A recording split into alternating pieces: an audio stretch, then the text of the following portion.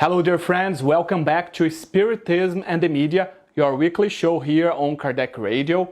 And today we are bringing a topic that is very common to many of us, or may I say to all of us, gossip.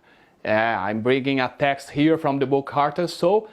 This text is not exactly talking about gossiping, but I think we can make this connection that will be very important to all of us to understand a little bit more about that and how we can avoid not only receiving gossips, but also gossiping about others. So the book Heart and Soul was written by Francisco Cândido Xavier and the Spirit Emmanuel, and it is on chapter 32, Speaking and Listening.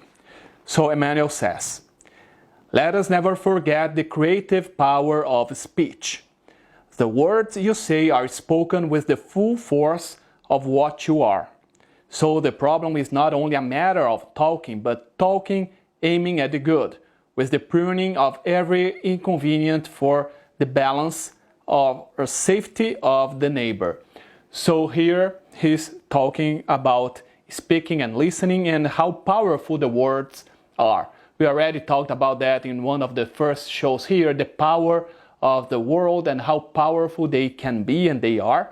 And here he's saying that we should always talk, always speak aiming the good, especially when we are talking about neighbors. So here we can bring the golden lesson that we have: do unto others what you like them to do unto you. So the same way when we are talking about speaking, we should speak about others what we would like them to speak about us. So that's why I'm bringing the topic gossip here, because many times we don't like to be in the middle of a gossip. We don't like people gossiping about us. So why are we going to gossip about others? Why are we going to do that? And today we see in the media, in the communications, many specialized shows, specialized magazines about that we buy those magazines just to read about other people's life. And it's not about good things happening in other people's life, but in many situations, they can be very harsh, especially on famous people. So why are we doing that? Why would you do that unto others if we wouldn't like them to do that unto us? So we just need to put ourselves in other shoes. What happens when we are being gossiping about, when people talk bad about us? It hurts, doesn't it? So why are we doing the same thing unto others? So that's what Emmanuel is bringing here to us. He says, "Precious is the ministry of those who suppress the material penury, and sublime it will always be the apostolate of those who teach, dissolving the mist of ignorance. Despite this, equally worthy is the work of those who facilitate the path of others." So here he's saying that when we speak, we are also teaching. Because let's just remind what Joana de Angelis says in the book Happy Life. One of her teachings is that we are always an example to others. We can be a good example or we can be a bad example, but hopefully we are always being a good example, or at least we are always aiming to be a good example. So we need to have that in mind, that when we speak, we are being an example to others. We are being examples for the kids, if we are parents, for our children, if we have a big family, to our family members, or to our friends, to our co-workers. So we are always an example to others. So let's think about what is the example that I want to be to others. And he says, "Any of us can remove a danger on the streets or uproot the poisonous plant on the home ground, attentive to the responsibility in the community life. How could we not help a fellow of daily life by keeping silent about a comment able to embitter his life as thirsty for peace as ours?" So here's the point: when we receive, someone come to us with that information about someone else, with that gossip, what's the best thing to do? Keep silent. Why are you going to spread that?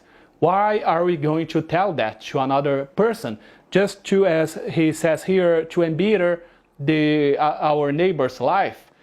We don't want them to do the same to us. So the best thing to do is to keep silence. Many times it's better not to talk, but to have this absence of words. And Emmanuel also says, it does not mean that we should have disagreements with those friends who still often talk unaware of the spiritual realities.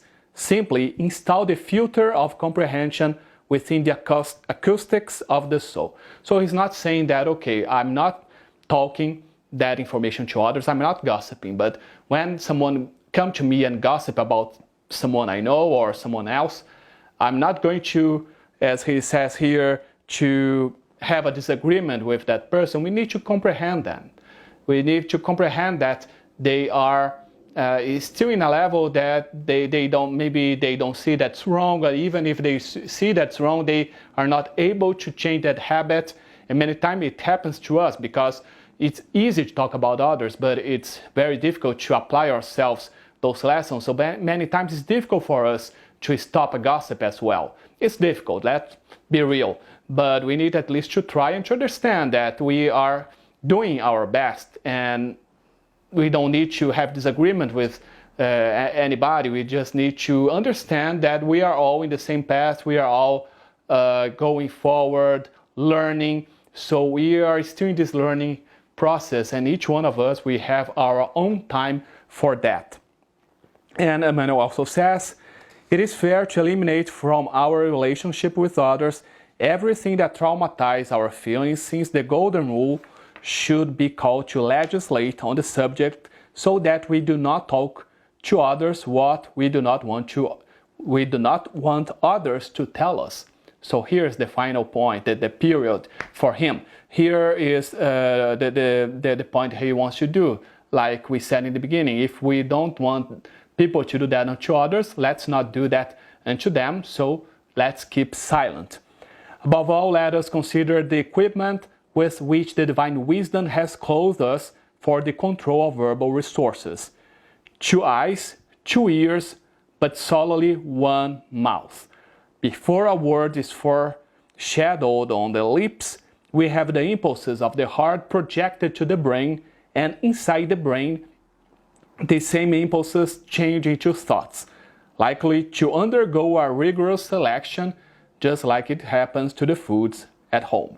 So, again, we have 2 eyes, 2 ears, but only 1 mouth. And before a word comes out from our mouth, as he says here, it goes to our brain and then it needs to come back. So it's a whole process. So it's saying what he's saying with that. First, if we had only 1 mouth and instead of having 2, it's because we don't need to talk that much. And we need to filter what we talk. And as our thoughts go to the brain and then go back to the mouth, so we have that moment to process what we are saying and to see if it's really something good or not to say, to speak out loud. And to finalize, he says, let us check all the thoughts that come into the mind.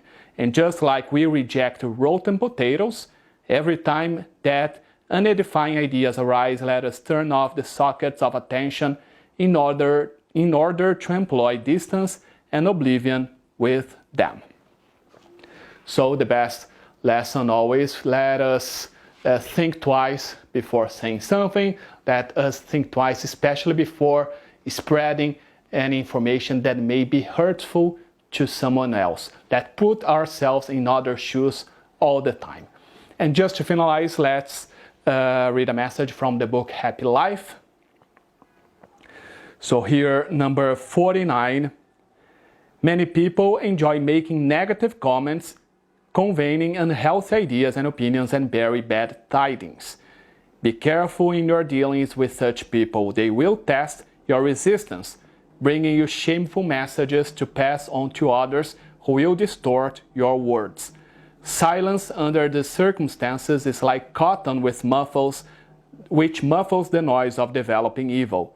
Those who bring you the garbage of malicious news are not your friends. So I just opened that randomly, and it's so connected, extremely connected. So the same message that Emmanuel is saying here, Joana de Angelis is complementing the message here. So let's just like the final two sentences again. Silence under the circumstances is like cotton with muffles. Silence under the circumstances is like cotton which muffles the noise of developing evil. Those who bring you the garbage of malicious news are not your friends. So let's think about that, and it's a very important lesson to all of us. And thank you so much for your company. You can write your comments here on Facebook or on YouTube, and you can also send a message to kardecradio@gmail.com. May God be with all of us. See you next week.